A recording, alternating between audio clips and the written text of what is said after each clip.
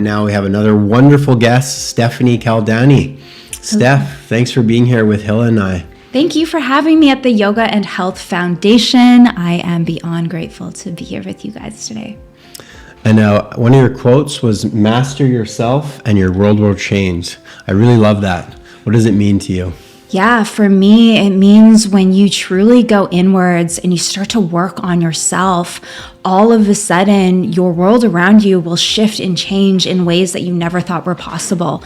And for me, this has been a lifelong journey of someone who has faced so much adversity and so many blocks and working on myself. And all of a sudden, these things that you wouldn't think would be able to shift or change, snap, do. And that is a beautiful thing. So I love that you brought that up. Yeah, I completely agree. And then when you're living that way, very consciously and intentionally developing yourself, or myself, I'm doing the same. I feel like every day is a new adventure and every year gets better and better. And it's just a wonderful way to live life. Mm-hmm. It definitely is. I love waking up in the morning and doing my self-mastery every day and even throughout the day. It's like my go-to. And when I first started to do it, I did not like it at all. It was like a push. And I think a lot of people can relate to that, and then after some time, you start to fall in love with your practices. It began as like a chore, like you thought, I think this is going to bear fruit. And it did. And it continues to every day. And you may not even call it a practice anymore. It's like it's who you are. And because the way you live, you embody what you've practiced. And that's it. You're in the flow. Yeah, I love that. It is. It's a way of life.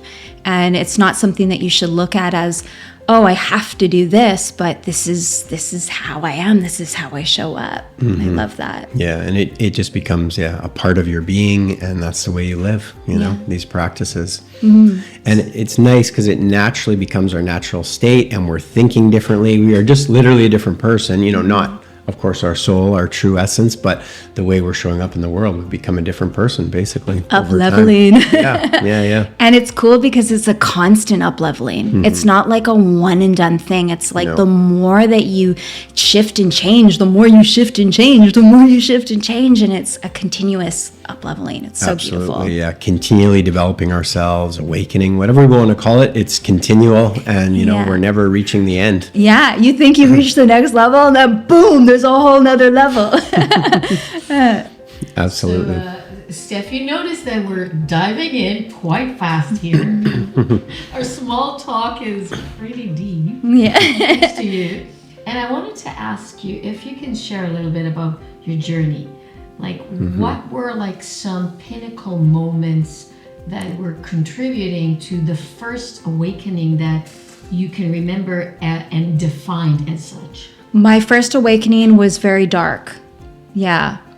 And it was a Kundalini awakening. It was very shocking to my system. Back in the day, I was an addict, an alcoholic.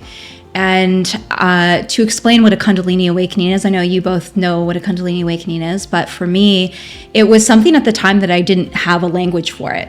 And it was so shocking. I had electric bolts of energy pulsing up my spine, and I was being zapped all the time. And it was so wild. I had ticking in my ear. I had all of these different things that were happening. Those are just a couple. And it woke me up to a world I wasn't ready for. It woke me up to, just all of the things and the shadows and all of the parts of me that I hadn't faced. It was a beautiful experience when I have hindsight of it now, because it was the exact thing that I needed to push myself to kind of start to make a change and a shift in my life to get me eventually to where I am today. That was the first pinnacle moment that had that kind of snap. Okay, there's something else going on, and I need to shift my reality. So what happened? It's one day and you felt it, or were there some things that led to that? It started all at once, and then it lasted for I think 8 years. Yeah, I had bolts of, it was really wild. There's a whole other experience to this whole thing that was actually really dark, but I don't know if I'm ready to get into it, but I might do a video on that one because it's pretty interesting. But it's interesting too how you say I wasn't ready for it, but I mean, and you maybe weren't consciously or even aware that this was possible, but I guess it was the right time, right? You were ready for it, and your soul perhaps knew that. And yeah, I feel like what my belief on Kundalini awakening is, it wakes you up to where you're supposed to be, right? And if you're not where you're supposed to be, it's going to wake you up really quickly. And what happened with me is I was all of a sudden super aware. Like I was full blown aware of what I was seeing, what I was feeling, what I was thinking. And if I had actually gone to a doctor, I know for sure they probably would have labeled me as schizophrenic or put me in the psych ward for sure. But I knew at that time that I was like, I know I can't tell this to anyone. Otherwise, people are going to think I'm crazy. And so I kept all of those things to myself. For 8 years? Well, it was around 8 The really interesting zone happened for, I would say, probably a good 3 years. But the Kundalini awakening itself, like the shocks of the electrobolts of energy, all of that lasted for a good 8 years. Yeah. Wow. Well into sobriety. I think it was about 4 or 5 years into sobriety. Wow. That's Yeah. very interesting. Yeah. It's an interesting. What happened? Yeah. Oh, which part? Like how I got to where I am now? Yeah, okay. So I had a lot of blocks when I was growing up, right? I was blocked in every single way possible: mental, physical, spiritual, energetic. I had so many blocks. I was very dysfunctional, and I spoke through jokes most of my life. Like most people knew me back before as the comedian. I spoke through jokes, and I didn't actually know how to have a conversation. Like I literally didn't. I remember somebody asking me, "How are you?" And it was a family member, an auntie, and I was shocked. Like it was just like, it was a weird scenario. I felt like almost like I was getting attacked, but at the same time, she was asking more questions than just "How are you?" But I didn't know how to process it, and I didn't know how to handle that, because I'd spent most of my life with drugs and alcohol, and like that was how I socialized. So doing it sober was like weird to me. And so I lived most of my life in this very different mentality. And eventually I started to, I was also in a car accident where I was thrown 100 feet from a car. And so I landed on my foot somehow, which is a miracle, but I was in a cast for about 5 or 6 years. And that took my only way of working away from me. So I had to figure out a plan B. Like, how do I live in the world? I suck at reading. My communication isn't good. I struggle with, memory was just really bad before. I didn't know how to work with how I'm built. And I was also super sensitive to sight, sound, energy, like all of these different things. How do I function in the world? And eventually I started to take a very particular type of self-mastery, which if anybody's ever found themselves and they're kind of like up here, right? They're really up here. What you have to do is you have to ground yourself. And the more that you ground yourself, the more all of a sudden I started to notice that these blocks started to shift and change, and I started to turn on. Then I started anchoring my wisdom. And this is one of the things that I teach with all of my students, and I'm sure you guys can relate to this in your own way, but it's like once we start anchoring our wisdom, we can start to receive that daily guidance that we truly need, and that will help us with how we are feeling, how we are thinking, how we are moving through the world. And yeah, that's one of the greatest things that you can do is anchor your truth, because there's so many different types of information floating out there. And when you start to really anchor in and know who you are, know what your truth is, know what your, what your soul needs in that moment or desires to have in that moment, the more that things can just start to open up for you and shift and change. And like you were saying, like where when you would have been schizophrenic, really you were becoming more consciously aware. You weren't lost in thought anymore, being carried around by the thoughts that can go this way and that. Now you were aware of your experience and able to more consciously direct your experience moving forwards? Yeah, I mean, I cleared out all of those things that I was seeing and feeling and thinking, like all of that stuff is not even in my field anymore. It's completely disappeared. And I've turned my super abilities into my gifts. I believe, and this is my own personal belief from my own experience, that neurodivergent and all of these different things, they're so misunderstood. They're super gifts. And a lot of of people don't know how to work with how they're built.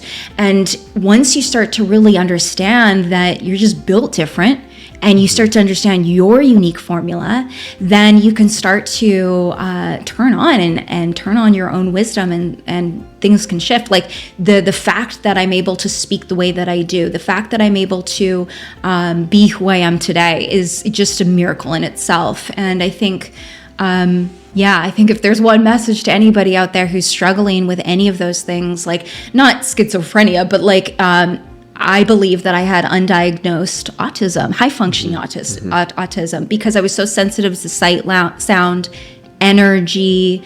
I was dysfunctional with all the things I mentioned earlier.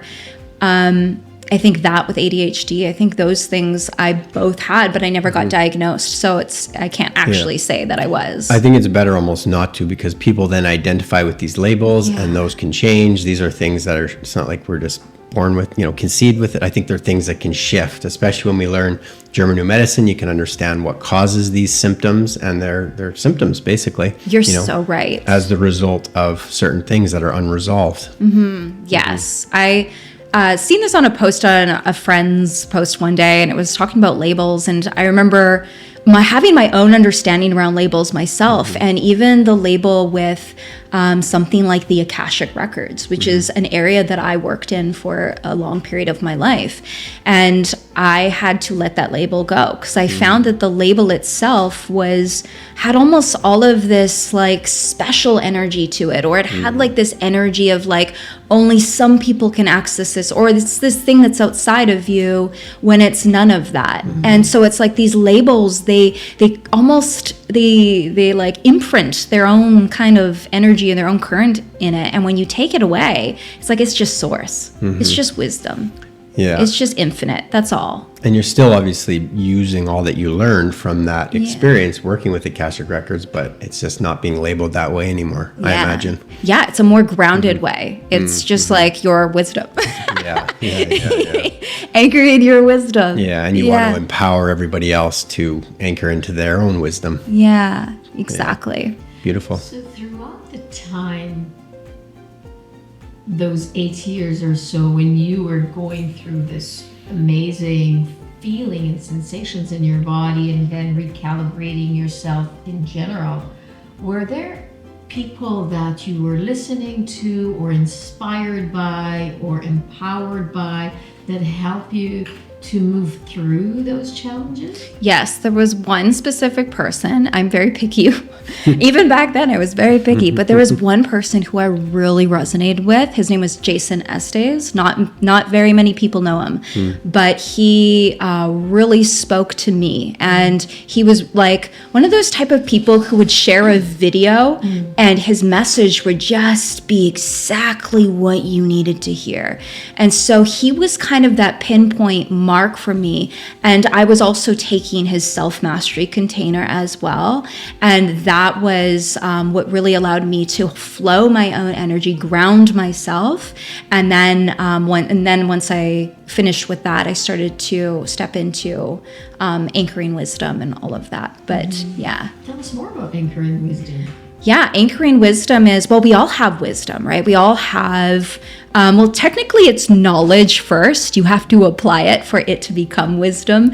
A lot of people speak from a state of knowledge, and then there's those who speak from wisdom, and wisdom is felt. Like you feel it. You're like, oh, like this person, I resonate, something about them, they have that pull, or I have a pull towards them.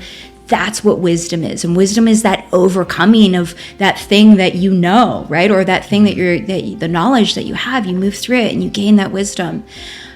So when I talk about accessing your wisdom, really it's knowledge first, and then you get to apply it in your field, and you apply it so many times that eventually you can share from that place, and that's from that embodied wisdom place. And it helps you live a better life ultimately, right? Usually the wisdom.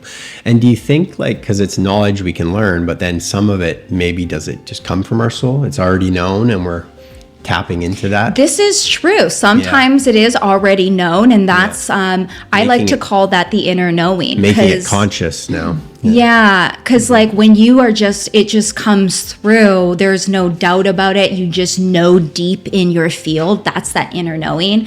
I like to think of that as like, first there's a intuition. I think of intuition as a 4D energy. Intuition is like you're tuning into your senses. You're seeing what feels right. But inner knowing, when it comes through, you just know. There's no question. There's no doubt. And that's a energy that like vibrates almost, you know? It's like, it's got this like, I know. Yeah, we were talking about that earlier too, how that can sometimes be the first one that comes, and then the ego could come after, and kind of with doubts and fears. So we want to recognize that the true inner knowing, you know, yes, our true wisdom, really.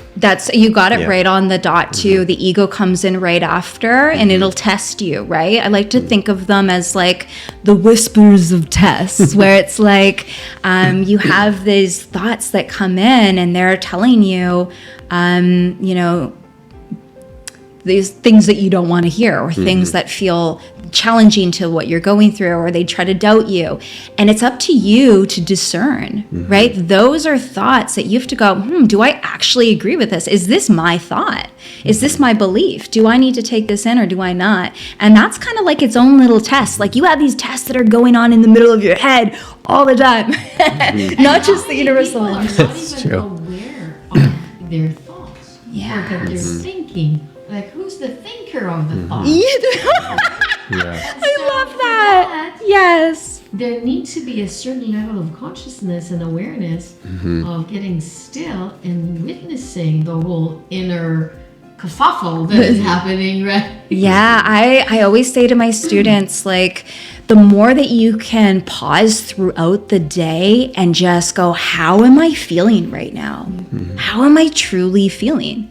Because that right there is that acknowledgement and that pause which we need. Like that, those two things are so powerful for changing anything, right? The first step in healing anything is you must first become aware of what you are healing from. And if it's those thoughts, especially the whispers, because the whispers are so light.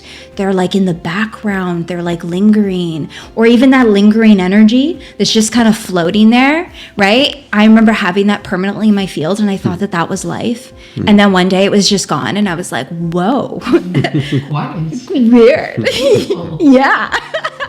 Yeah, I truly believe, just before we carry on, that what Hilla and Steph are talking about is one of the most important things for anybody, though, just to be consciously aware of our experience, to be able to observe our thoughts and not be basically just a victim to them, you know, because they can go all sorts of places. Yeah. And we can steer the ship, you know, more intentionally, lovingly, gratefully. Yeah, they can take you on a ride. Yeah. And I think one of the things that I've noticed too is your resources are so powerful. And if you are constantly thinking, guess what you're doing? You're literally burning your resources.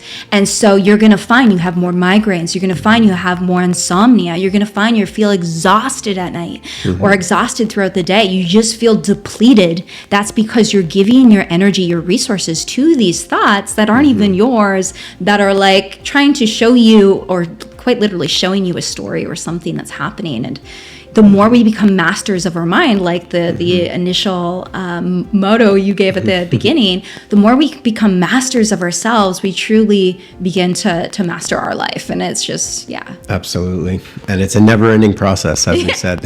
So that's why we're here. Be comfortable with it. Yeah. Honored. When did you become a teacher? How was that? Yeah, that's a great story, a great question.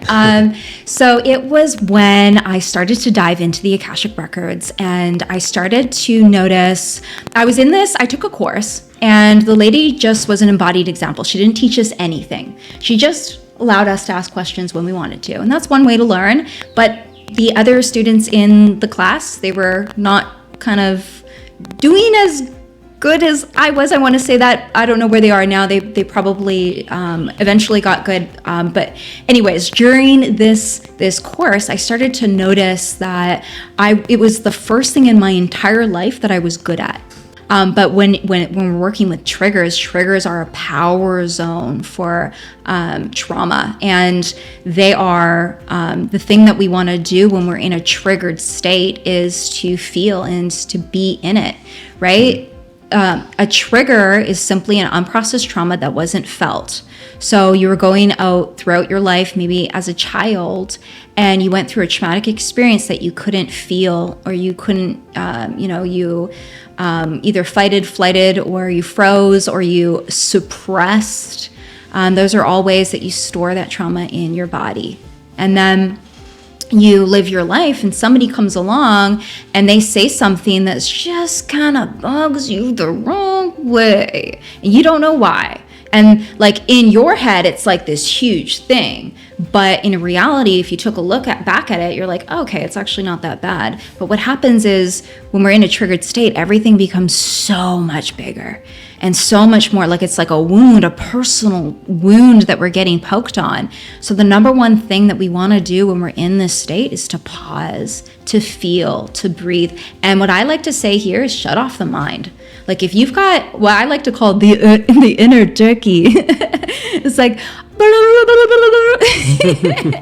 which is like all of the thoughts and all of this person, the blame, the shame, it's like the stories are literally showing you like what you want to do in this moment is you want to shut off the mind.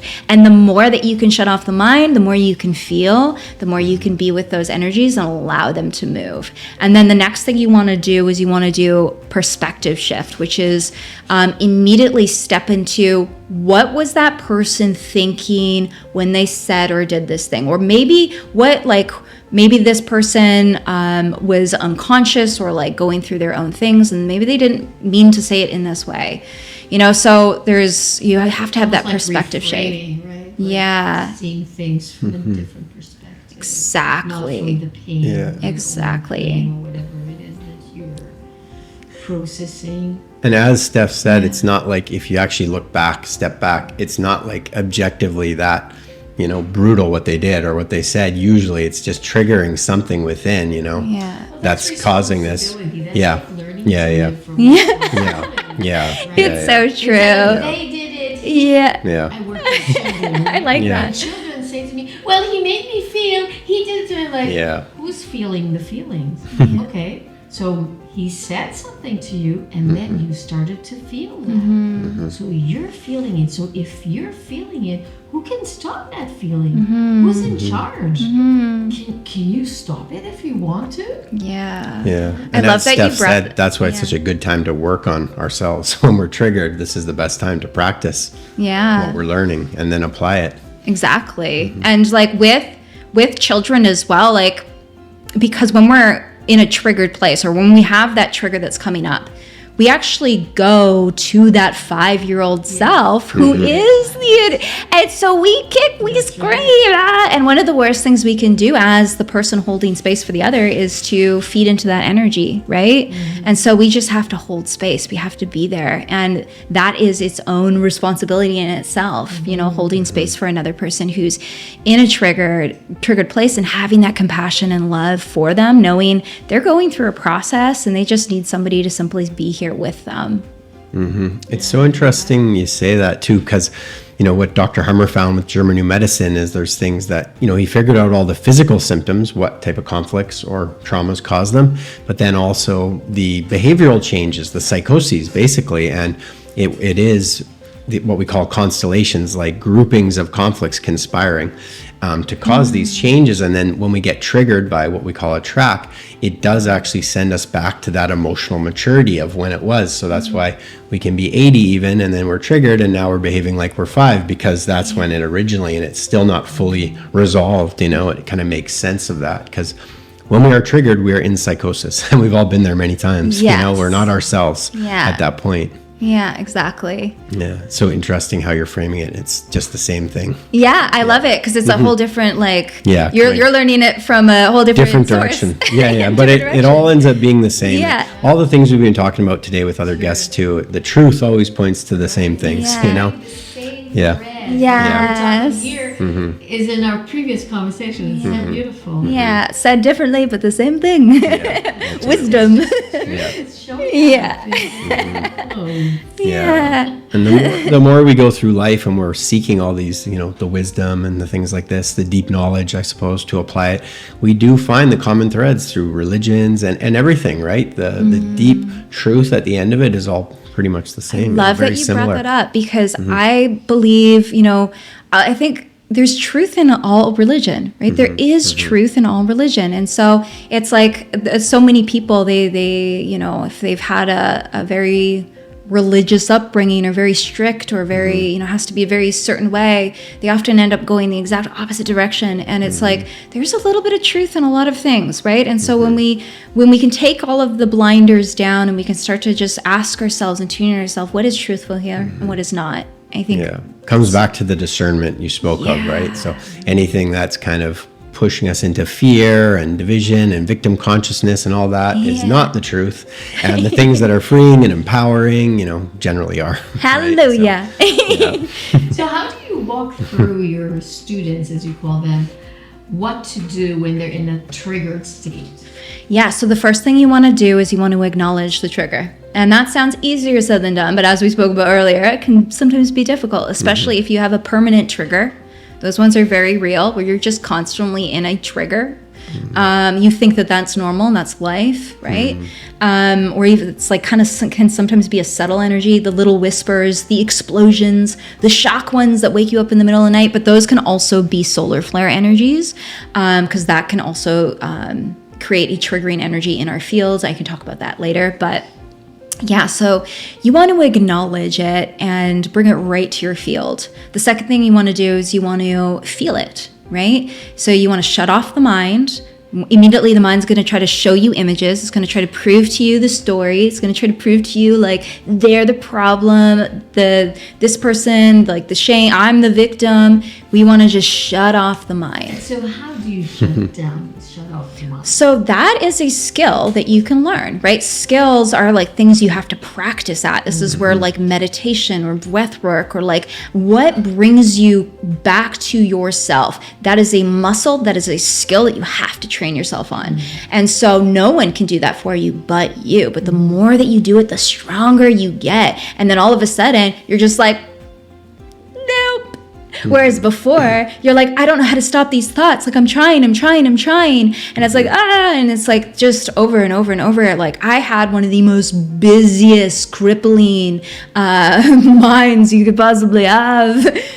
Maybe that's just my own viewpoint, but it literally never stopped. And I had insomnia that was like, I had about an hour of sleep and like for a good, I think, couple years or something like each that. night? Maybe a few years. Wow. Yeah, like it was intense. My mind was a mess. And so I had to train myself to be present and to be here now. And that is a skill and it's something you can practice. And yeah, so once you get in the hang of it, it gets stronger. And like all of this stuff is a part of self-mastery. It's like you're building upon where you used to be. And you build upon that and you build upon that and it builds upon that. And then all of a sudden you're like, who this? Who this girl? Oh my goodness. I can shut off my mind when I want? Really? I can use it as the tool it was meant to be used for? Amazing.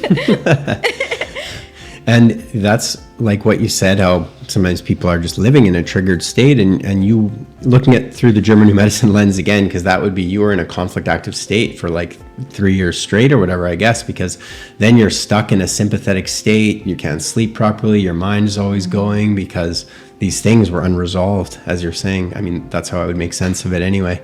Yeah. Now that I think about it, I think the insomnia was a lot longer because I think it started around the car accident time.